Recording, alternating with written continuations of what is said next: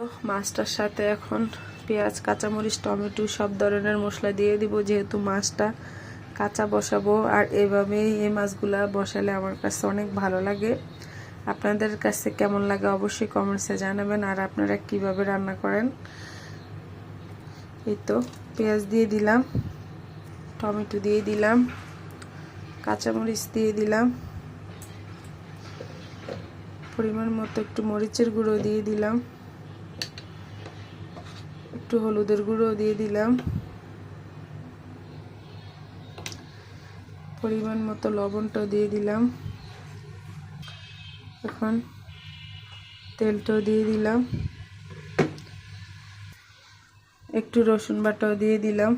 এখন মশলাগুলোর সাথে মাছগুলো ভালোভাবে মিশিয়ে নেব। এই তো ভালোভাবে মিশিয়ে নিলাম, কিছুক্ষণের জন্য রেখে দেব। এই তো এখন পরিমাণ মতো একটু পানি দিয়ে দেব মাছগুলোর সাথে। চুলা জ্বালিয়ে দিলাম, চুলা দুইটা বসিয়ে দিছি। এদিকে এখন চিচিঙ্গা ভাজিটা করে নেব।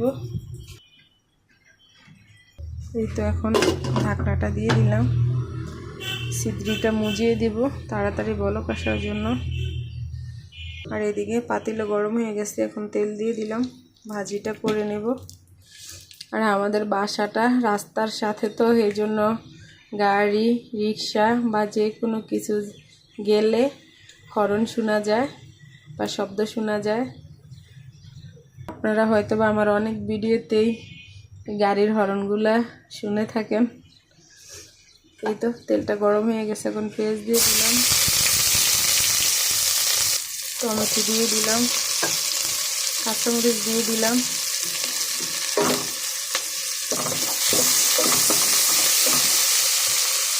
যেহেতু প্রচণ্ড গরম পড়তেছে, রান্নাঘরে একেবারেই আসতে মন চাইতেছে না, শরীরটাও তেমন একটা ভালো না। রান্না করতে চলে আসছি, রান্না না করলে খাবো কি, বাচ্চারা খাবে কি। তো আজকে শর্টকাট রান্না করব। একটু আদা বাটা দিয়ে দিলাম, একটু রসুন বাটা দিয়ে দিলাম, আর এদিকে পরিমাণ মতো লবণ দিয়ে দিলাম, একটু হলুদের গুঁড়ো দিয়ে দিলাম।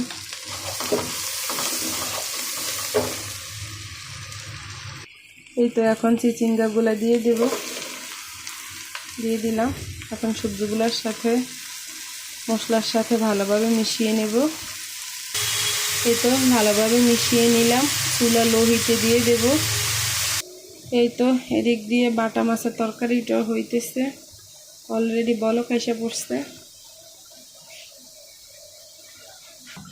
আজকের আবহাওয়াটা অনেক মেঘলা মেঘলা, কিন্তু প্রচণ্ড গরম পড়তেছে, একটুও ঠান্ডা লাগতেছে না। দেখেন আকাশের অবস্থা, কিন্তু তারপরও গরম লাগতেছে প্রচুর পরিমাণে।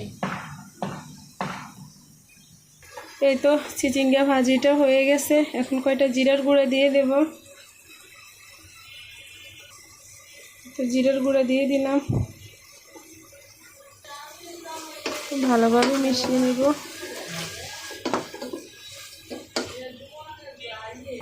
আর এদিকে বাটা মাছের তরকারিটাও হয়ে গেছে, দেখেন মাশাআল্লাহ কত সুন্দর কালার আসছে। যারা এই মাছটা পছন্দ করেন তাদের জন্য দাওয়াত রইল।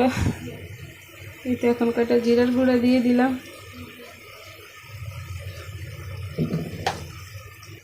ফাইনালি বাটা মাছের তরকারিটাও হয়ে গেছে। এই তো এখন চিচিঙ্গা ভাজিটা নামিয়ে নেব। এই তো এদিকে শাকটা বসিয়ে দিলাম, কাঁচা বসিয়ে দিছি, পরে ফোড়ন দিয়ে নেব। শাকটার সাথে পরিমাণ মতো লবণ দিয়ে দিলাম, লবণ দিয়ে এখন সিদ্ধ করে নেব।